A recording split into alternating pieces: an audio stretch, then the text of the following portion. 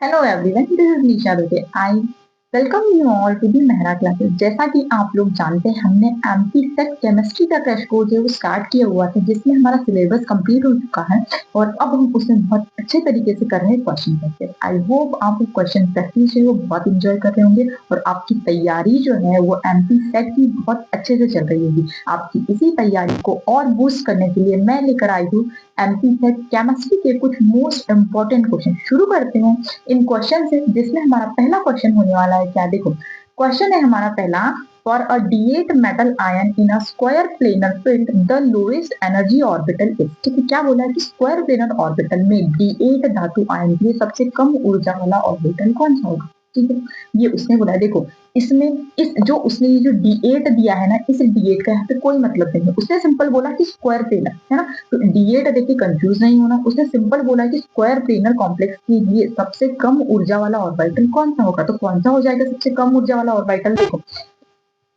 इसे निकालने के लिए एक चीज को समझो, है ना। हम शुरू करते हैं कि देखो, ऑक्टाहेड्रल से हम शुरू करेंगे। वो कॉन्सेप्ट कैसे आया हम ये देखते हैं। ठीक है, कॉन्सेप्ट कैसे आया, हम सीधे क्वेश्चन पे नहीं जाते, क्योंकि देखो हमारे कॉम्प्लेक्स जो है बहुत सारे, स्क्वायर प्लेनर होता है, स्क्वायर पिरामिडल होता है, टीवीपी होता है, टीवीपी होता है, ट्राइगोनल प्लेनर होता है। इतने सारे कॉम्प्लेक्स होता है, हम किस किस के लिए याद करेंगे, याद रख पाना थोड़ा सा मुश्किल है। तो हम क्या करते हैं, हम कॉन्सेप्ट समझ लेते हैं। कॉन्सेप्ट समझ लिया तो किसी भी ऑर्बिटल के लिए हम, मतलब किसी भी शेप वाले जो है मॉलिक्यूल के लिए हम इजीली जो है निकाल पाएंगे, है ना, इजीली निकाल पाएंगे। चलिए एक बार इसका जो है कॉन्सेप्ट समझते हैं। देखो, कॉम्प्लेक्स के आंसर को अभी मत देखना, अभी कॉन्सेप्ट समझा दी, इसको थोड़ा सा देखना। देखो, एक ऑक्टाहेड्रल कॉम्प्लेक्स जो है उसको अज्यूम करो। देखो, ऑक्टाहेड्रल कॉम्प्लेक्स किस तरीके से, सेंटर में एक मेटल होता है और उसके जो है इस तरीके से उसमें जो है वो लिगेंड्स होते हैं। ठीक है, इस तरीके से उसमें जो है आपके लिगेंड्स होते हैं और दो लिगेंड जो है आपके इस तरीके से होते हैं। ठीक है, एक्सियल और इक्वेटोरियल दोनों साइड्स पे इस तरीके से आपके लिगोन होते हैं। ठीक है, चलो देखो,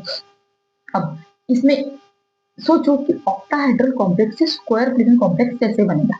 कैसे बनेगा, सिंपल सा यही है कि भाई देखो, इसमें जो प्लेन में जो आपको दिख रहे हैं, हाँ, जो प्लेन में जो आपको चार लिगेंड दिख रहे हैं वो तो वैसे ही रहेंगे, बस जो एक ऊपर वाला और दूसरा नीचे वाला है वही वाले लिगेंड निकल जाएंगे, है ना, ऐसा ही होता है। देखो, इसके लिए हमने एक चीज पढ़ी थी, क्या आपको याद है, हम लोगों ने हमारे क्रैश कोर्स में पढ़ा था क्या, कि जेड आउट, है ना, जेड आउट हमने पढ़ा था। जेड आउट किसने पढ़ा था, जेड आउट हमने पढ़ा था इलेक्ट्रॉनिक डीजनरेसी में, है ना, इसमें हमने पढ़ा था, वाले कॉन्सेप्ट में हमने पढ़ा था जेड आउट वाला कॉन्सेप्ट। ठीक है, देखो उसमें क्या होता है, उसमें ये होता है कि इसमें जेड आउट किस तरीके से होगा, इसमें जेड आउट होने के लिए, है ना, इसमें जेड आउट होने के लिए, मतलब मैं जेटीडी की बात कर रही हूँ, है ना, जेटीडी जॉन टॉलर डिस्टॉर्शन की बात कर रही हूँ। देखो, ये है आपका मेटल, ये हो गया आपके लिए। ठीक है, इस तरीके से इसमें जेटीडी में क्या होगा, जेड आउट, जेड आउट मतलब कि जेड एक्सेस के जो लिगेंड्स है वो कहाँ हो जाएंगे, आउट हो जाएंगे, प्लेन से आउट हो जाएंगे। यही समझ में आ रहा है हमको, जेड आउट से सिंपल, है ना। देखो, ये कैसा हो जाएगा, ये जो है कुछ इस तरीके से हो जाएगा कि भाई ये थोड़ा सा लॉन्ग चलेगा, है ना, टेट्रागोनली क्या हो जाएगा, ये इलोंगेटेड। ठीक है, ये क्या हो जाएगा, एक्स एक्सिस वाले ऑर्बिटल थोड़े से जो है इलोंगेट हो गए, है ना, ये लीजन थोड़े से बाहर चले गए प्लेन से। तो क्योंकि देखो जेड एक्सिस वाले, सॉरी, जेड एक्सिस वाले, क्योंकि जेड एक्सिस वाले लीजन जो बाहर चले गए, तो क्या इनमें रिपल्शन होगा, रिपल्शन तो नहीं होगा, है ना, क्योंकि इनमें रिपल्शन नहीं होगा, है ना। देखो, तो अभी ये रिपल्शन वाली बात तो छोड़ो। देखो, जेड आउट क्या चले गए, दोनों प्लेन जो है, दोनों लीजेंड प्लेन से बाहर चले गए। क्योंकि ये बाहर चले गए तो जेड आउट के बाद ही क्या हो जाएगा, ये लीजेंड यहाँ से जो है स्क्वायर प्लेनर कॉम्प्लेक्स जो है यहाँ से बनेगा। ठीक है, स्क्वायर प्लेनर कॉम्प्लेक्स जो है यहाँ से बनेगा। ठीक है, स्क्वायर प्लेनर कॉम्प्लेक्स इस तरीके से बनेगा। ठीक है, तो देखो निकल गए, हमको स्क्वायर प्लेनर कॉम्प्लेक्स तो मिल गया, लेकिन हमारा पॉइंट क्या आता है, हमारा पॉइंट ये आता है कि भाई हमें तो इसमें एनर्जी का ऑर्डर निकाला है। अब देखो, मैंने ये ऑक्टाहेड्रल से टेट्रा से ट्राइगोनल प्लेनर क्यों बनाया, है ना, मैंने सॉरी स्क्वायर प्लेनर क्यों बनाया, मैं ऑक्टाहेड्रल से स्क्वायर प्लेनर क्यों बनाया, मैंने सिंपल, हमको स्क्वायर प्लेनर कॉम्प्लेक्स कैसा होता है हमको ये भी पता है, लेकिन मैंने इससे क्यों बनवाया, इसका बहुत एक रीजन है, सुनो। अब हर कॉम्प्लेक्स को आपको ऐसे ही करना है, हर कॉम्प्लेक्स को आपको ऑक्टाहेड्रल कॉम्प्लेक्स से ही बनाना, चाहे वो स्क्वायर पिरामिडल हो, चाहे कोई सा भी हो, आपको इसी से बनाना है। ठीक है, चलिए देखो, अब ये देखो, ये रहा आपका कौन सा ऑर्बिटल, ये रहा आपका 5 वाला, है ना। डी ऑर्बिटल आपका ये रहा। अब इस डी ऑर्बिटल में, ठीक है, ये डी ऑर्बिटल था, इस डी ऑर्बिटल में ये रहा आपका Eg वाला, ये रहा आपका T2G वाला, ठीक है। ये स्प्लिट हुआ, क्या हो गया यहाँ पे, स्प्लिट हुआ। तो ऑक्टाहेड्रल कॉम्प्लेक्स में स्प्लिटिंग इसी तरीके से होती है, इसी तरीके से देखो। तो ये इसी तरह, ये एक फ्री आयन है, इसमें ऑक्टाहेड्रल कॉम्प्लेक्स इसी तरीके से होता है। देखो, ये ऑक्टाहेड्रल कॉम्प्लेक्स से ही हम उसकी स्टेबिलिटी जो है हम निकाल सकते हैं, है ना, इसी से हम स्टेबिलिटी निकाल सकते हैं। तो देखो, इसलिए मैंने ये ऑक्टाहेड्रल हमने स्क्वायर फिगर बनाया, ठीक है। देखो, ऑक्टाहेड्रल, इसमें तो कोई डाउट होगा ही नहीं कि स्क्वायर फिगर कैसे बना, ठीक है। अब देखो, इसमें क्या हुआ ना, इसमें देखो जेड वाले जेड वाला जो ऑर्बिटल है ना, जेड वाले ऑर्बिटल जो है वो प्लेन से बाहर चले गए। तो प्लेन से बाहर गए मतलब उसमें रिपल्शन कम हो गया, रिपल्शन कम हो गया मतलब एनर्जी कम हो गई, और एनर्जी कम हो गई तो मतलब क्या हो गया, स्टेबिलिटी बढ़ गई, राइट, है ना। स्टेबिलिटी बढ़ गई, रिपल्शन कम होने से क्या होता है, एनर्जी कम हो जाती है, और एनर्जी कम होने से आपकी स्टेबिलिटी जो है वो बढ़ जाती है, ठीक है। तो स्टेबिलिटी आपकी बढ़ गई, है ना। तो स्टेबिलिटी बढ़ने के कारण देखो, एनर्जी कम हो गई, हम ऐसा बोल सकते, देखो जेड वाले जो ऑर्बिटल है वो कहाँ जाएंगे, नीचे आ जाएंगे, है ना।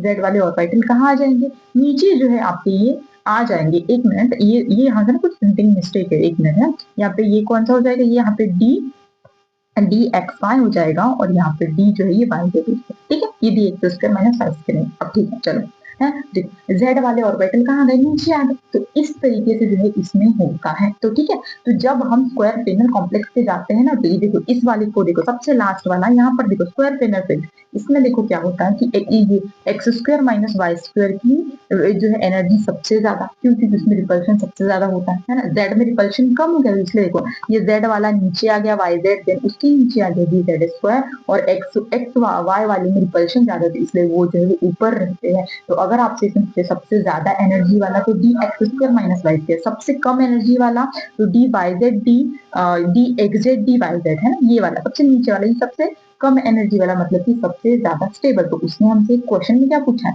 उसने हमसे पूछा है कि सबसे कम ऊर्जा वाला ही तो पूछा है, मतलब कि उसने सबसे कम ऊर्जा वाला, मतलब कि उसने पूछा हमसे मोस्ट स्टेबल पूछा। हो सकता है वो अगली बार आपसे कम ऊर्जा वाला ना पूछे, वो आपसे क्या पूछे, आपसे सबसे ज्यादा ऊर्जा वाला, ये सबसे लीस्ट स्टेबल पूछे, है ना। तो आपको इसीलिए मैं बोल रही हूँ, आप याद करना थोड़ा सा मुश्किल है, इसलिए आप जो है इस कॉन्सेप्ट के थ्रू जो है आप उसको ले सकते, ठीक है। चलिए, आई होप ये आपको अच्छे समझ में आया होगा। तो देखो, इसमें हमारा लीस्ट स्टेबल के लिए आंसर कौन सा आया था, ऑप्शन नंबर डी, है ना। एक्स जेड और वाई जेड जो है यहाँ पर आपका करेक्ट आंसर हो जाएगा। आई होप ये क्वेश्चन आपको अच्छे समझ में आया हो, ठीक है। चलिए, बढ़ते हैं आगे नेक्स्ट क्वेश्चन की तरफ।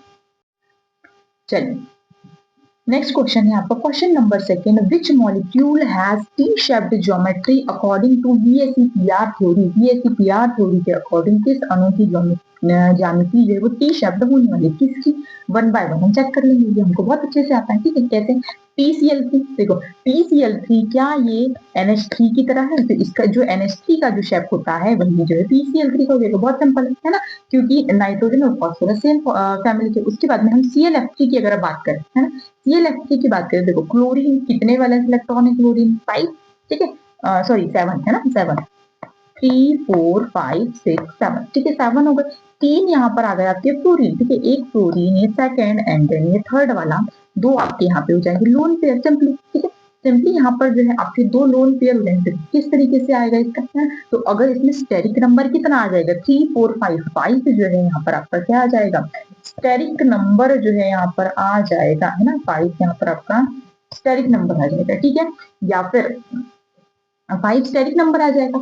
अब अगर वो स्टेरिक नंबर के अकॉर्डिंग आपकी ज्योमेट्री कौन सी आ जाएगी, आपकी ज्योमेट्री जो है किस तरीके की आ जाएगी, देखो आपकी ज्योमेट्री आ जाएगी पीवीपी वाली, सॉरी टीबीपी वाली, है ना, ट्राइगोनल बाई पिरामिडल, ठीक है। टीबीपी जो है आपकी ज्योमेट्री है, लेकिन उसने ज्योमेट्री नहीं पूछी, उसने आपसे शेप पूछा, है ना, शेप पूछा, उसने ज्योमेट्री नहीं पूछी। तो शेप किस तरीके से होगा, देखो 2 लोन पेयर है, 2 लोन पेयर ये रहे आपके 2 लोन पेयर, 5 ही है ना। तो देखो यहाँ पर आपका आ जाएगा क्लोरीन, देन यहाँ पर आ जाएगा आपका कौन सा, एक फ्लोरीन यहाँ पे, और 2 जो है यहाँ पे कौन सा शेप आया आपका, इसमें टी शेप आ गया, है ना। तो ऑप्शन नंबर बी जो है यहाँ पर आपका करेक्ट आंसर इसमें हो जाएगा, है ना, ऑप्शन नंबर बी यहाँ पर आपका करेक्ट आंसर हो जाएगा। आई होप ये क्वेश्चन आपको अच्छे से समझ में आया होगा, ठीक है। चलिए, तो ये रहा आपका आंसर, ठीक है। चलिए, नेक्स्ट क्वेश्चन की तरफ बढ़ते हैं। नेक्स्ट क्वेश्चन क्या बोल रहा है, which of the following cluster does not follow the 18 electron rule but is steel stable, क्यों फिर भी वो स्टेबल है जबकि वो 18 इलेक्ट्रॉन को जो फॉलो नहीं करता है? कौन सा हो जाएगा? देखो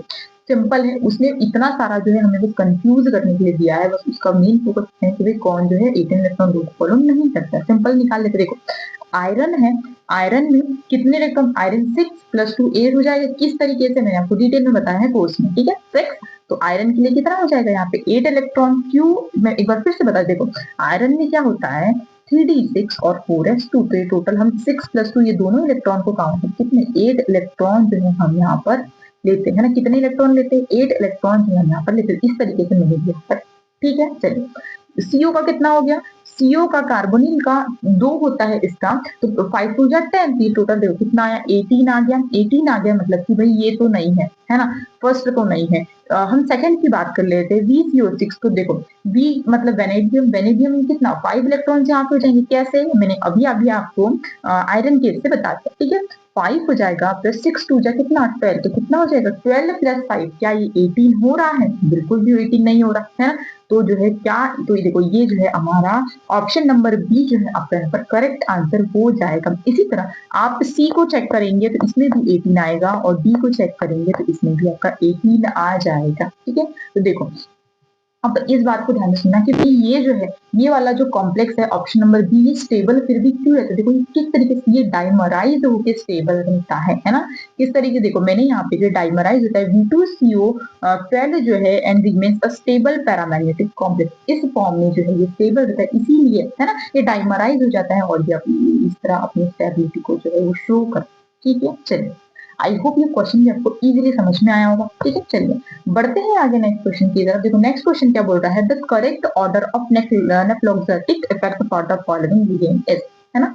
निम्नलिखित लिगेंड के लिए नेफ्लोक्सेटिक इफेक्ट का सही क्रम जो है वो क्या हो जाएगा, ठीक है? इसके लिए सही क्रम क्या हो जाएगा? देखो एक चीज याद रखना कि जो जब भी आपको इस इफेक्ट की बात करें ना, तो इसमें आपको क्या चेक करना है भाई, कोवेलेंट कैरेक्टर चेक कर लेना, आपका जो है वो आंसर आ जाएगा, ठीक है? क्या चेक करेंगे आप? Covalent character. एक शॉर्ट ट्रिक बता रही हूँ कि मैंने क्या करना, कोवेलेंट कैरेक्टर चेक कर लेंगे। कोवेलेंट कैरेक्टर कैसे चेक करेंगे? अब ये भी हम डिटेल में पढ़ चुके कैसे कि भाई अगर वो केटायन की है तो केटायन कैसा होना चाहिए? स्मॉल केटायन होना चाहिए, है ना। क्या होना चाहिए? आपका केटायन जो है वो स्मॉल होना चाहिए और एनायन जो है वो लार्ज है। तो हमको इसमें क्या दिया? एनायन की फॉर्म में दिया, तो हमारा एनायन कैसा होना चाहिए? जितना ज्यादा लार्ज एनायन होगा उसका कोवेलेंट कैरेक्टर उतना ही ज्यादा होगा, और हम नेफ्लेक्सेटिक इफेक्ट के लिए कोवेलेंट कैरेक्टर ही देखते हैं। देखो सही ऑर्डर क्या हो जाएगा? सबसे ज्यादा किसका साइज बड़ा होता है? आयोडीन का, है ना। आयोडीन फिर ब्रोमीन फिर क्लोरीन देन फ्लोरीन, तो ऑप्शन नंबर ए जो है यहाँ पर करेक्ट आंसर हो जाएगा। आई होप ये क्वेश्चन आपको क्लियर, ठीक है? चलिए बढ़ते हैं आगे नेक्स्ट क्वेश्चन की तरफ, ठीक है? ये जो है ये एक्सप्लेनेशन है, आप लोग देख सकते हैं, ठीक है? वैसे मैंने एक्सप्लेन कर दिया। चलिए नेक्स्ट है berry-pseudo rotation is observed in which geometry. अब किस ज्योमेट्री में बेरी-शुडो रोटेशन जो है देखा जाए? किस ज्योमेट्री में? क्या ऑक्टाहेड्रल में, स्क्वायर प्लेनर में, टीबीपी में या फिर पीबीपी में? किसमें जो है ये देखा जाता है? तो देखो ये जो है ना आपका किसमें देखा जाता है? ये देखा जाता है आपका टीबीपी में। किस तरीके से देखा जाता है? देखो मैं बताती हूँ। अगर हम किसकी बात करें जैसे अभी अभी हमने एग्जांपल देखा था कि ClF3 का, है ना। देखो उसी कैटेगरी का PCl5 में, है ना। देखो इसका करेक्ट आंसर है आपका ऑप्शन नंबर सी जो है यहाँ पर करेक्ट आंसर हो जाएगा। क्यों? मैं इसको एक्सप्लेन करने जा रही हूँ। देखो देखो इसमें क्या होता है, ये कुछ इस तरीके से होता है ना, कुछ इस तरीके से इसमें जो ये PCl5 इस तरीके से होता है। ये मैंने किस तरीके से बनाया ये आप बहुत अच्छे से जानते हैं, ठीक है? चलिए चलिए ये हो गया PCl5 का। मैंने देखो इसमें क्या होता है कि जो एक्सियल और इक्वेटोरियल बॉन्ड्स होते हैं, देखो ये एक्सियल है ना, ये एक्सियल है, ये इक्वेटोरियल है, ये इक्वेटोरियल, ये भी इक्वेटोरियल। देखो इसमें क्या होता है कि बेरी-शुडो रोटेशन मतलब कि इतने फास्ट फास्ट फ्लिपिंग होती है ना कि हम जो है और ये पहचान नहीं पाते कि भाई इसमें बेरी-शुडो रोटेशन यही होता है कि इसमें क्या होता है, ये आपस में क्या होता है इंटरचेंज जो है ये कर लेंगे, है ना। एक्सियल इक्वेटोरियल बॉन्ड को भी आपस में इंटरचेंज करें, मतलब कि एक्सियल की जगह पे इक्वेटोरियल वाला, इक्वेटोरियल की जगह पे एक्सियल वाला, ये वाले जो है रीजन यहाँ पर आ जाते हैं, ठीक है। तो किसमें होता है? आई होप आप समझ रहे होंगे बेरी-शुडो रोटेशन क्या होता है, ठीक है। किसमें होता है? टीबीपी में ही होता है। क्यों? देखो ऑक्टाहेड्रल में जो है इस तरह का पॉसिबल नहीं है, स्क्वायर प्लेनर में भी पॉसिबल नहीं है, और पीबीपी में कितना होता है? पीबीपी में भी जो है इसमें और 2 लिगेंड्स ऐड हो जाएंगे, इसमें तो और भी पॉसिबल नहीं है। इसलिए किसमें होता है? ऑप्शन नंबर सी जो है आपका यहाँ पर करेक्ट आंसर हो जाए। ठीक है, चलिए आई होप ये क्वेश्चन भी क्लियर है।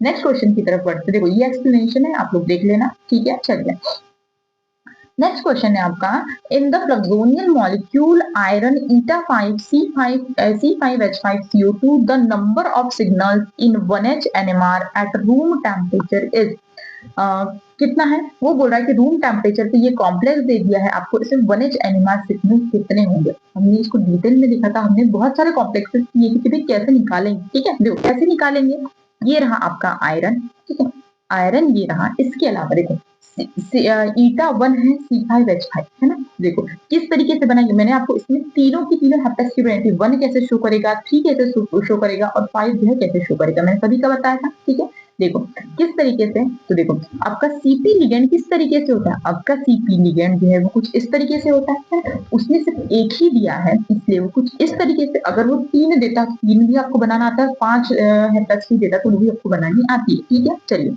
इसके अलावा उसने बोला है 2 CO है ना, 2 CO बोला है तो भाई एक CO यहाँ जुड़ा होगा, एक CO, लेकिन द पॉइंट इज कि उसने हमको 13 से NMR नहीं काउंट करने के लिए बोला, उसने हमको 1H NMR काउंट करने के लिए बोला है। कैसे करेंगे 1H NMR काउंट, देखो सबसे सिंपल कि देखो क्योंकि उसने क्या बोला है, उसने बोला है रूम टेम्परेचर, तो मैंने आपको बताया था कि रूम टेम्परेचर पे वो ये जो है क्या कॉम्प्लेक्स जो है ये आइडेंटिफाई नहीं कर पाता कि भाई कॉम्प्लेक्स में हम ये आइडेंटिफाई नहीं कर पाते रूम टेम्परेचर पे कि ये सीपी से जुड़ा, ये जो है मतलब इसकी हेपेसिटी 1 है, इसकी हेपेसिटी 3 है या फिर इसकी हेपेसिटी 5 है, ये हम आइडेंटिफाई नहीं कर पाते। हाँ लेकिन अगर टेम्परेचर हम थोड़ा सा क्या कर दे, कूल कर दे है ना, हम एनएमआर का क्या करते हैं, हम अगर टेम्परेचर अगर कूल कर दे है ना, ये एनएमआर स्पेक्ट्रोस्कोपी से निकालते हैं। ठीक है, देखो अगर हम टेम्परेचर थोड़ा सा कूल कर देते हैं ना तो क्या होता है, हम जो है आइडेंटिफाई मतलब कर पाते हैं कि इसकी हेपेसिटी ईटा 1 है, इसकी 3 है, इसकी 5। ठीक है, चलिए देखो ये हो जाए, अगर यहाँ पे देखो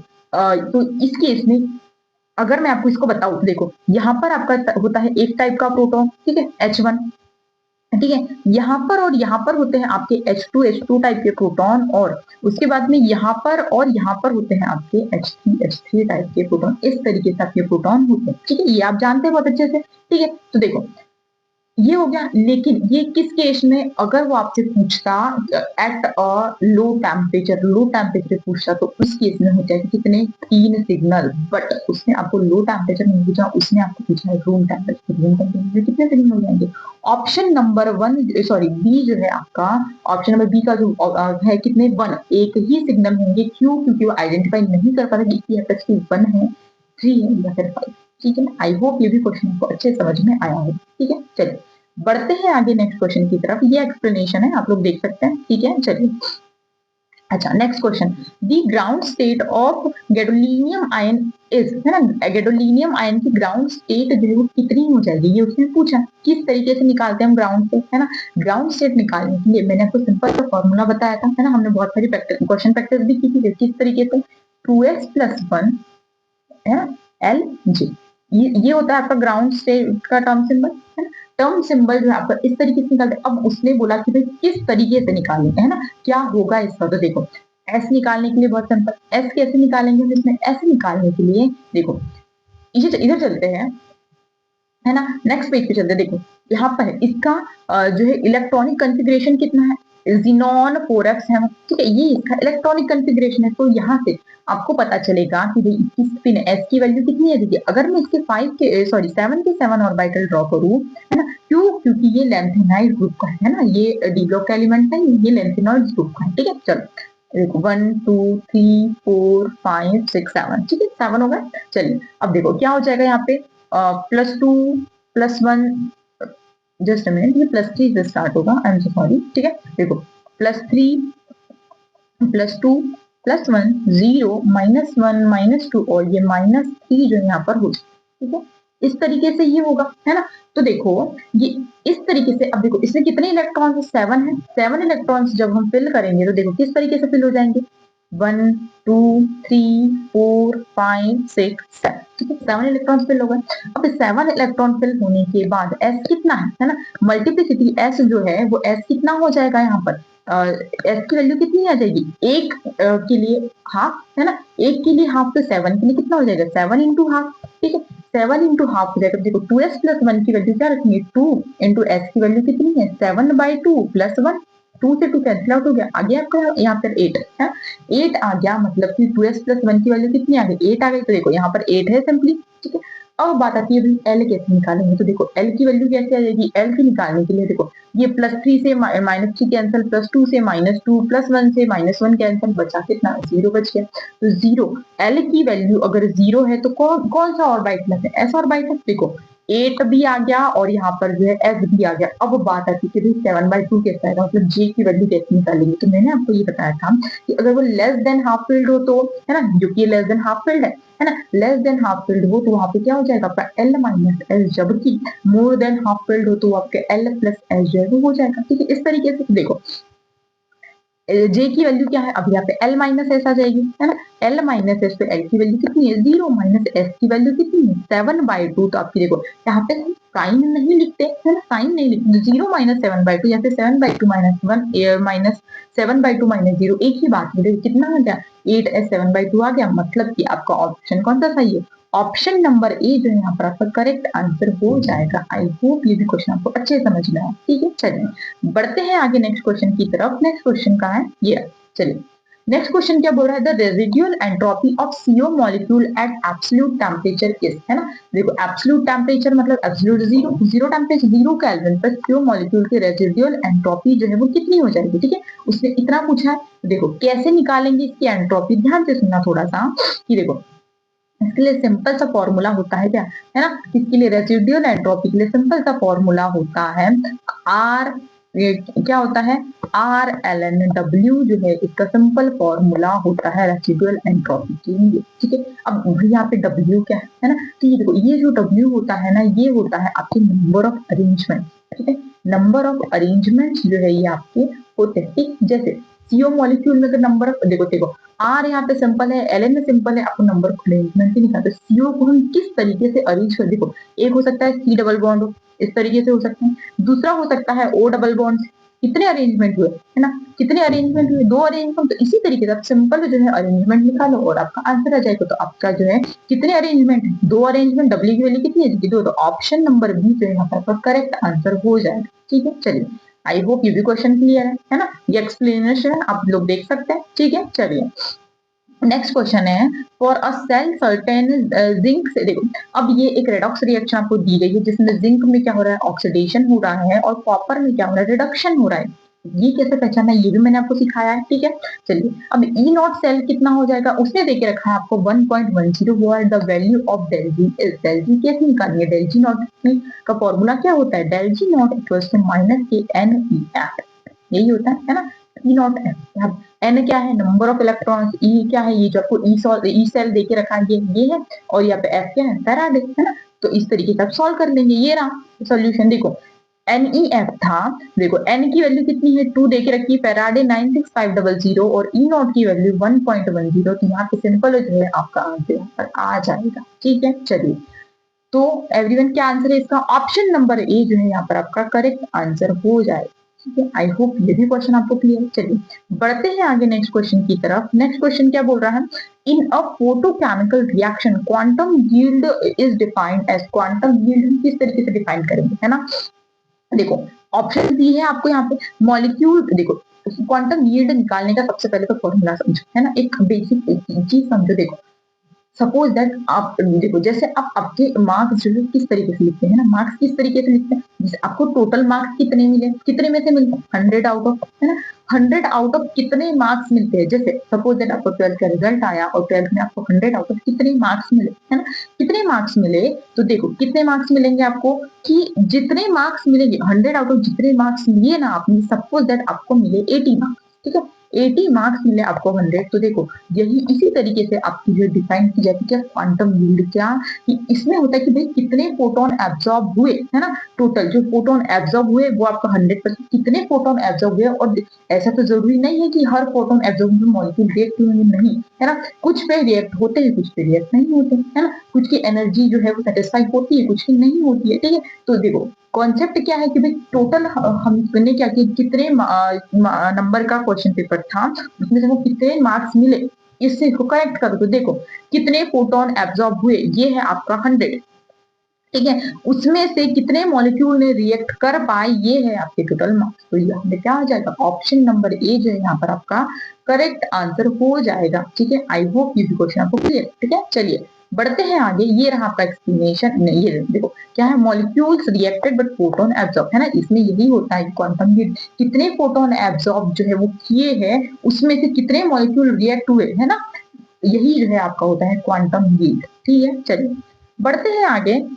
नेक्स्ट क्वेश्चन क्या है, the selection rule for pure rotational Raman spectroscopy is, pure rotational Raman spectroscopy के लिए सिलेक्शन रूल जो है वो क्या हो जाएगा, क्या हो जाएगा। देखो इसलिए सिंपल सा मैंने आपको बताया था कि इसलिए क्या, option number C del J equal to 0 and plus minus 2, ये तो सिलेक्शन रूल है, इसको तो याद रखना ही पड़ेगा, है, इसके लिए कोई ऑप्शन नहीं है, नो ट्रिक। ठीक है, चलिए ऑप्शन नंबर सी जो है यहाँ पर, लेकिन मैंने आपको फिर भी मैंने इसके लिए भी आपको ट्रिक दे दी थी, है ना, इसके लिए क्या होगा और बाकी सबके लिए क्या होगा। मैंने आपको बताया था कि सिर्फ इसी के लिए +2 होगा, बाकी के लिए क्या हो जाएगा, बाकी के लिए हमेशा के लिए +1 ही आता है ना। ये भी मैंने आपको मतलब जितनी ज्यादा मैं आपको ट्रिक दे सकती हूँ, मैंने उसमें आपको ट्रिक दी है ना। ठीक है, चलिए बढ़ते हैं आगे।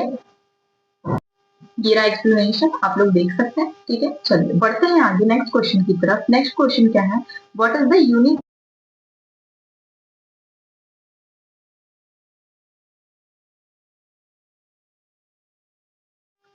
क्या कि what is the unit of specific conductance, specific conductance के लिए इसकी जो है वो क्या यूनिट हो जाएगी ना, देखो क्या यूनिट हो जाएगी, इसके लिए भी मैंने आपको जो है देखो इसके लिए स्पेसिफिक यूनिट्स लर्न करना थोड़ा सा डिफिकल्ट है ना। मैंने आपको सिंपल सा बताया था कि एक फॉर्मूला लर्न करना, फॉर्मूला क्या लर्न करना कि क्या रेजिस्टेंस के लिए क्या होता है, रेजिस्टेंस आर इक्वल्स टू होता है रो, क्या होता है, रो होता है, और इसके बाद क्या होता है एक्स।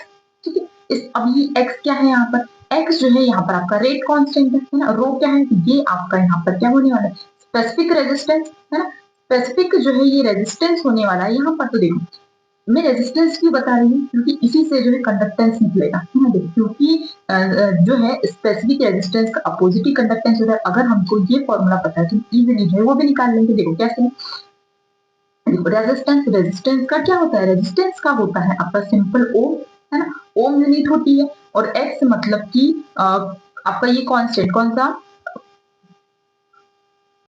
सेल कांस्टेंट, है ना, सेल कांस्टेंट क्या होता है, सेल कांस्टेंट सिंपल सा कि आपका ए एल बाय ए, है ना, मतलब कि एल की यूनिट आपकी सिंपली सेंटीमीटर और एल की किसी होगी सेंटीमीटर का स्क्वायर, तो सेंटीमीटर सेंटीमीटर कैंसिल आउट हो गया, एक सेंटीमीटर फिर भी बच गया, तो रो इनटू क्या हो जाएगा आपका सेंटीमीटर जो है आपकी किसकी, स्पेसिफिक रो की, मतलब स्पेसिफिक रेजिस्टेंस की यूनिट जो है वो आपकी आ जाएगी क्या, रो, यहाँ पे स्पेसिफिक रेजिस्टेंस की यूनिट आ जाएगी। तो स्पेसिफिक कंडक्टेंस की क्या हो जाएगी, देखो इसका जस्ट अपोजिट होता है स्पेसिफिक कंडक्टेंस, तो क्या हो जाएगा ओम इनवर्स सेंटीमीटर इनवर्स, मतलब ऑप्शन नंबर बी जो है यहाँ पर आपका करेक्ट आंसर हो जाएगा। ठीक है, अगर आप इस तरीके से निकालते हैं, इसी तरीके से मैंने आपको रेजिस्टेंस की, मैंने आपको कंडक्टेंस की भी यूनिट्स बताई है ना, वहां से आप अगर याद नहीं है तो आप वहां से देख लेना। ठीक है, चलिए बढ़ते हैं आगे नेक्स्ट क्वेश्चन की तरफ। नेक्स्ट क्वेश्चन ये रहा, है ना, ये आंसर। ठीक है, चलिए नेक्स्ट क्या है, the ratio of Cp by Cv for a monoatomic gas is, monoatomic gas के लिए Cp और Cv का जो है रेशियो कितना हो जाएगा। ठीक है, देखिए किस तरीके से निकालेंगे, सिंपल है कि ये भी मैंने आपको बताया था कि आप क्या करना, मोनो एटॉमिक के लिए Cp और Cv याद कर लेना, याद कर लेना, इससे आप इजीली जो निकाल सकते हैं, आप सिर्फ Cv याद कर लेना, Cp जो है आप फिर भी निकाल लेंगे, कैसे देखो Cp minus Cv equals to होता है R, है ना, Cp minus Cv equals to होता है R। तो देखो Cv की वैल्यू मोनो एटॉमिक के लिए होती है 3/2, तो यहाँ से आपको Cp की वैल्यू मिल जाएगी 5/2 R, है ना, और उसने बोला है Cp बाय Cv, तो मतलब इसको डिवाइड कर दो, 5/2 डिवाइड बाय 3/2, 2 से 2 कैंसिल आउट हो गया, तो कितना बच जाएगा यहाँ पे सिंपली 1.66 जो है आपका आंसर आ जाएगा, मतलब ऑप्शन नंबर सी जो है यहाँ पर आपका करेक्ट आंसर हो जाएगा। आई होप ये भी क्वेश्चन क्लियर है आपको। ठीक है, चलिए बढ़ते हैं आगे नेक्स्ट क्वेश्चन की तरफ। नेक्स्ट क्वेश्चन क्या बोल रहे हैं, question number 40, the half life of a zero order reaction is, zero order reaction के लिए हाफ लाइफ जो है कितनी हो जाएगी, देखो कैसे निकालेंगे। अब मैंने आपको जो है जीरो ऑर्डर के लिए, फर्स्ट ऑर्डर के लिए, मतलब मैंने हर ऑर्डर के लिए जो है ना आपको हाफ लाइफ हो या फिर फुल लाइफ हो या फिर उसका रेट कांस्टेंट हो, मैंने आपको सभी के लिए जो है मैंने आपको ट्रिक दी है ना। इसके लिए ट्रिक क्या थी, हाफ लाइफ के लिए ट्रिक क्या थी, इसके लिए सिंपल सी ट्रिक थी कि क्या था, 1/, जस्ट देखो क्या था 1/n-1, ठीक है, और ब्रैकेट में क्या था 2 to the power n-1 upon में e to the power n-1 minus 1 upon में e to the power n-, simple ये था, है ना। अब देखो n की वैल्यू क्या है, यहाँ पे n की वैल्यू कितनी हो जाएगी 0, क्यों, क्योंकि उसने बोला है जीरो ऑर्डर रिएक्शन के लिए, तो n की वैल्यू कितनी हो जाएगी यहाँ पे, है ना। सिंपल यहाँ पे n की जो वैल्यू है वो हो जाएगी आपकी 0, ठीक है। देखो n की वैल्यू यहाँ पे 0 पुट कर देंगे, देखो यहाँ पे 0 पुट किया, यहाँ से आ गया -1, ठीक है। ब्रैकेट में 2 to the power कितना 0 -1 divide by a to the power कितना -1 अपॉन में a to the power again -1, ठीक है। इस तरीके से जब आप इसको सॉल्व करेंगे, देखो किस तरीके से सॉल्व करेंगे, है ना। स्पेस थोड़ी सी यहाँ पे कम पड़ गई, देखो मैं नेक्स्ट पे ले लेती हूँ। देखो कहाँ तक पहुंच गए थे हम, -1 है, ठीक है। देखो अब ये रहा -1 है ना। अब देखो 2 to the power -1 है, यहाँ पे a to the power -1 है, -1 अपॉन में a to the power फिर से -1, ठीक है। किस तरीके से सॉल्व करेंगे, -1 का -1, देखो 2 इनवर्स है नीचे आ जाएगा, सिंपल 2 हो गया, है ना। और ये इनवर्स है ऊपर चले जाएगा, माइनस के a वापस से ऊपर चले जाएगा, तो a माइनस a/2 कितना बच जाएगा, -1 इंटू माइनस का a/2, तो माइनस से माइनस कैंसिल आउट हुआ, कितना सिंपल a/2, है ना। लेकिन देखो इसमें मैंने सिंपल क्या बताया था कि ये कहाँ से, ये किसके लिए है, ये है आपका k, यहाँ पे क्या हो जाएगा, इसके इक्वल में हो जाएगा आपका k इंटू टी हाफ, है ना, टी हाफ इंटू के, ठीक है, के इंटू टी हाफ। तो देखो आपको सिर्फ टी हाफ चाहिए, के अपॉन में आ जाएगा यहाँ से, है ना, तो के अपॉन में आ जाएगा। देखो टी हाफ के लिए क्या हो जाएगा, T half equals to a/2 के, ठीक है। तो ये हो जाएगा आपका सिंपल आंसर, ठीक है। a/2 के देख लो, चेक कर लो, देखो ये रहा ऑप्शन नंबर बी, यहाँ से भी आप करेक्ट आंसर। इसी तरह से मैंने आपको रेट कांस्टेंट के लिए, हाफ लाइफ के लिए मैंने आपको 2-3 फॉर्मूले शॉर्टकट दिए हैं, आपको याद हो, ठीक है। चलिए बढ़ते हैं आगे नेक्स्ट क्वेश्चन की तरफ। नेक्स्ट क्वेश्चन क्या है, which of the following is anti aromatic, कौन सा एंटी एरोमेटिक है। देखो इसमें कितने पाई इलेक्ट्रॉन्स, हम पाई इलेक्ट्रॉन्स के बेसिस पे चेक करते हैं, वैसे तो हम प्लेनर है, कॉन्जुगेटेड, ये भी चेक करते हैं, लेकिन हमारा बेसिक जो है वो क्या होता है कि भाई इससे हम करेक्ट आंसर होता है हमारा कि अगर उसमें वो 4n पाई इलेक्ट्रॉन को फॉलो करेगा या फिर 4n+2 पाई इलेक्ट्रॉन को फॉलो करेगा, तो एरोमेटिक या एंटी एरोमेटिक होगा। तो एंटी एरोमेटिक के लिए क्या है 4n+2 पाई इलेक्ट्रॉन, ठीक है। इस तरीके से देखो इसमें कितने इलेक्ट्रॉन है, 2, ये रहा 2 4 6, है ना, 6 पाई इलेक्ट्रॉन्स, मतलब कि एरोमेटिक होगा, एंटी एरोमेटिक नहीं, है ना। साइक्लोपेंटाडाइन में देखो इसमें भी कितने 6 पाई इलेक्ट्रॉन्स है, इसमें है आपके 4 पाई इलेक्ट्रॉन, है ना, दो यहाँ से दो यहाँ से, और इसमें ये क्या है, ये साइक्लोहेप्टाडाइन है ना। इसमें ये क्या है होमो एरोमेटिक, कैसा है होमो एरोमेटिक, तो आपका करेक्ट आंसर कौन सा जाएगा, ऑप्शन नंबर सी जो है यहाँ पर आपका करेक्ट आंसर हो जाएगा। आई होप ये भी क्वेश्चन क्लियर है आपको, ठीक है। चलिए बढ़ते हैं आगे नेक्स्ट क्वेश्चन की तरफ, ये एक्सप्लेनेशन है ना। चलिए नेक्स्ट है आपका the major product of Wittig reaction of a ketone with a phosphorus ylide is, Wittig reaction हमने पढ़ी थी, विटिंग रिएक्शन पढ़ी थी जिसमें हमने क्या देखा था, एक बार हम देख क्या बनता है इसमें, एल्कीन जो है ये बनता है किस तरीके से, देखो रिएक्शन बताती हूँ आपको, ये सिंपल रिएक्शन है इसकी कि देखो ये रहा आपका कीटोन, कीटोन से ये रहा आपका फास्फोरस एलाइड। तो देखो इसमें क्या होता है ना, ये देखो ये क्या करते हैं कि हमेशा याद रखना कि जब ये फास्फोरस दिखे और ये डबल बॉन्ड वो दिखे ना, तो ये क्या कर लेते हैं, ये आपस में बॉन्डिंग कर लेते हैं ना, ये बॉन्डिंग कर ले इस तरीके से। देखो ये लेके चले गए, बता क्या एल्कीन का जो यहाँ पर फॉर्मेशन हो गया, है ना। तो विटिंग रिएक्शन में याद रखना कि फास्फोरस एलाइड यूज होता है और एल्कीन जो है ये बनता है, ठीक है। चलिए बढ़ते हैं आगे नेक्स्ट क्वेश्चन की तरफ। नेक्स्ट क्वेश्चन क्या बोल रहा है, in a Norris type second reaction the major requirement is, Norris type second reaction में major requirement जो है वो किस चीज की होती है, ठीक है, अल्फा हेलोजन बीटा गामा या डेल्टा, है ना, किसके लिए। देखो याद रखना कि इसमें जो है गामा हेलोजन हाइड्रोजन जो होता है इसका एब्स्ट्रैक्शन होता है, ठीक है। क्यों, देखो रिएक्शन देख लेते एक बार हम इसमें, देखो किस तरीके से, देखो ये अल्फा ये बीटा और ये गामा, तो कौन से हाइड्रोजन का एब्स्ट्रैक्शन हुआ, इसमें जो है गामा हाइड्रोजन का एब्स्ट्रैक्शन हुआ, इसलिए जो है इसमें कौन से हाइड्रोजन की जरूरत होती है, option number C gamma hydrogen, है ना, इसमें इस तरीके से, ठीक है। चलिए बढ़ते हैं आगे नेक्स्ट क्वेश्चन की तरफ। नेक्स्ट क्वेश्चन क्या बोल रहा है, the intermediate formed in on stirred synthesis is, है ना, ऑन स्टर्ड सिंथेसिस में कौन सा जो है ये बनता है, ठीक है। देखो इसमें कौन बनता है, ठीक है, देखो इसमें जो है आपका कौन कौन है, इसमें है आपका कार्बिन है, कीटीन है। तो अगर आपको याद हो तो इसमें कीटीन बनता है, किस तरीके से कीटीन बनता है ना, किस तरीके से किटीन बनता है, थोड़ा सा इस चीज को देखो। तो देखो बढ़ते हैं आगे, एक बार रिएक्शन देख लेते। देखो इसमें जो है आपका कौन कौन था, SOCl2 था, है ना, फिर NET3 था, एक बेस के रूप में था, और एक इसमें कौन था, फिर H2O। ठीक है, H2O यहाँ पर था, और इस तरीके से वुल्फ रिएजेंट, और कौन बन रहा था, देखो वुल्फ, इसमें जो है आपका कीटीन बन रहा था। ये मैंने आपको क्वेश्चन बताया था कि कीटीन जो है इस यहाँ पर किस तरीके से बन रहा है। ठीक है, तो H2O निकालने पर इस तरह से बन जाता है। ठीक है, तो क्या हो जाएगा आपके इसमें कौन बन रहा है, कीटीन जो है इसमें आपका बन रहा है। ठीक है, चलिए बढ़ते हैं आगे नेक्स्ट क्वेश्चन की तरफ। नेक्स्ट क्वेश्चन क्या है, question number 19, the product of stove condensation, है ना, स्टोव कंडेंसेशन में कौन सा प्रोडक्ट जो है वो इन्वॉल्व हो रहा है ना, एक विच कैटालिस्ट इन्वॉल्व, देखो इसमें कौन सा कैटालिस्ट इन्वॉल्व होता है, इसमें होता है पोटेशियम टर्सरी ब्यूटाऑक्साइड, ये जो है इन्वॉल्व होता है। ठीक है, चलिए इसके रिएक्शन देख लेते हैं एक बार। देखो रिएक्शन क्या है इसमें, इसकी रिएक्शन है इसमें ये, है ना, कौन यूज हो रहा है, पोटेशियम टर्सरी ब्यूटाऑक्साइड। देखो नॉट ओनली पोटेशियम, क्योंकि ऑप्शन में पोटेशियम था इसलिए मैंने पोटेशियम हो सकता है सोडियम है ना, सोडियम के भी हो सकते हैं। ठीक है, चलिए टर्सरी ब्यूटाऑक्साइड ये नहीं। ठीक है, चलिए बढ़ते हैं आगे नेक्स्ट क्वेश्चन की तरफ। नेक्स्ट क्वेश्चन क्या है, इन IR spectroscopy the CO stretching frequency is lowest for, IR spectroscopy में CO स्ट्रेचिंग फ्रीक्वेंसी सबसे कम किसके लिए होती है, किसके लिए होती है, एसीटोन के लिए, एसिडिक। इसमें भी मैंने आपको सारी की सारी, मैंने कुछ चुनिंदा, है ना, मैंने ऐसी कुछ आपको स्पेसिफिकली जो है मैंने आपको स्ट्रेचिंग फ्रीक्वेंसी याद करवाई थी IR की मैंने बहुत ज्यादा नहीं, जो इम्पोर्टेंट है बस वही जो है मैंने आपको करवाई थी। आई होप आपको याद नहीं है ना। एसीटोन के लिए, ठीक है, एसीटोन के लिए कितनी थी, एसीटोन के लिए आपकी मतलब की कीटोन कितनी हुई, 1715, है ना, लगभग इतनी। ठीक है, इसके अलावा एसिटिल क्लोराइड कितनी थी, 1850 के लगभग।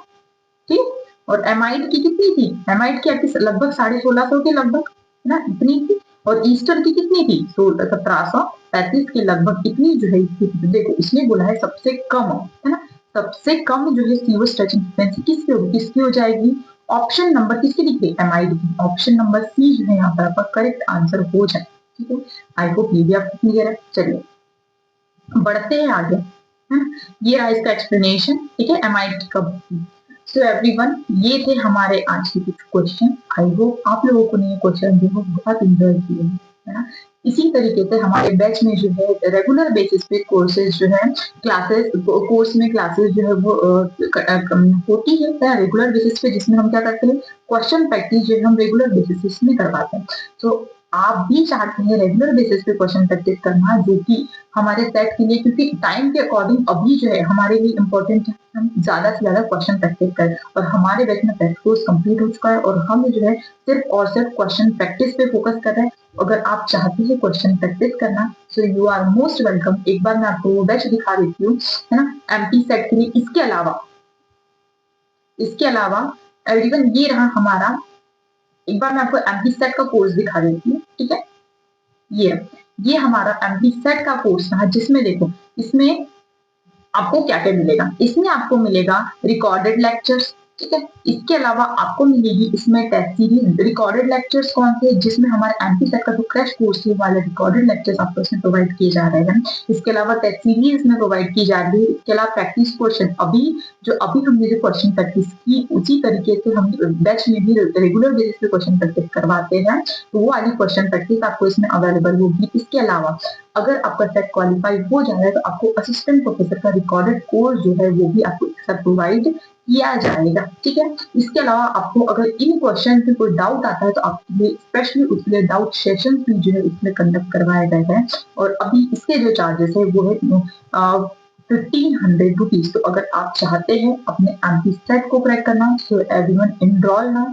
इसके साथ ही अगर आप सेट की नहीं एमपी असिस्टेंट प्रोफेसर की तैयारी कर रहे हैं, तो हमारा एमपी असिस्टेंट प्रोफेसर का बैच जो है ये भी अवेलेबल है। ये रहा हमारा एमपी असिस्टेंट प्रोफेसर का बैच, जिसमें मैं अगर आपको इसके कुछ भी फीचर्स बताऊं तो देखो इसमें आपको फुल सिलेबस कवरेज करवाया जाएगा। देखो इसकी खासियत ये है कि इसमें जो है हमारा जो असिस्टेंट प्रोफेसर का जो सिलेबस है वो कंप्लीट हो चुका है ना, तो सिलेबस कंप्लीट हो चुका है। तो हम अब स्पेशली इसमें जो है वो फोकस करेंगे किस पे, क्वेश्चन प्रैक्टिस पे। हम इसमें भी रेगुलर बेसिस पे क्वेश्चन प्रैक्टिस करने वाले हैं, जिसमें आपको देखो अगर मैं इस बैच के कुछ फीचर्स बता दूं तो इसमें आपको मिलेंगे लाइव क्लासेस, रिकॉर्डेड क्लासेस कौन सी, जिसमें हमने असिस्टेंट प्रोफेसर का कोर्स जो है कंप्लीट करवा दिया है, वो जो है वो भी आपको इसमें मिलने वाला है। इसके अलावा इसमें आपको अपडेटेड नोट्स एंड पीडीएफ्स मिलेंगे, मॉक टेस्ट एंड पीवाईक्यूज मिलेंगे। और अब क्योंकि ये जो है हमारा सिलेबस कंप्लीट हो चुका है, तो हम यूनिट वाइज जो है इसमें टेस्ट करेंगे, उसमें भी हम टॉपिक वाइज जो है हम इसमें टेस्ट प्रैक्टिस जो है हम इसमें करने वाले हैं। तो आपको ये सब जो है इसमें मिलने वाला है।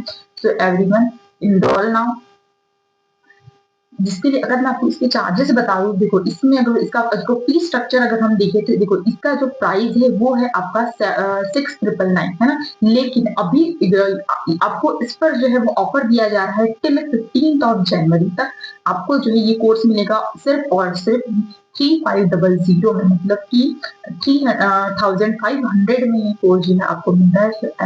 हरी अप एनरोल ना, क्योंकि हम इस पे जो है बहुत अच्छे से क्वेश्चन प्रैक्टिस करने वाले। कोर्स कंप्लीट है, बस हमें क्वेश्चन प्रैक्टिस करना है और सिर्फ उसी पे फोकस करना है, ताकि जो है आप अच्छे से अच्छे मार्क्स गेन करें। और इंटरव्यू के मार्क्स को जो है, इंटरव्यू के मार्क्स की हमें जो है ज्यादा नीड ना हो, बस हम उसको क्वालिफाई भी कर ले तो असिस्टेंट प्रोफेसर रिटर्न एग्जाम में बहुत अच्छे मार्क्स को ले जाते हैं। ठीक है, चलिए। So everyone enroll now and crack MP assistant professor exam with us as well as MP set exam। ठीक है, so everyone thank you so much for your attention. मिलते हैं अपने नेक्स्ट सेशन में, तब तक के लिए keep learning and stay motivated. For any queries you can contact on this number, इस कॉन्टेक्ट नंबर पर आप कॉन्टेक्ट कर सकते हैं। So everyone thank you so much.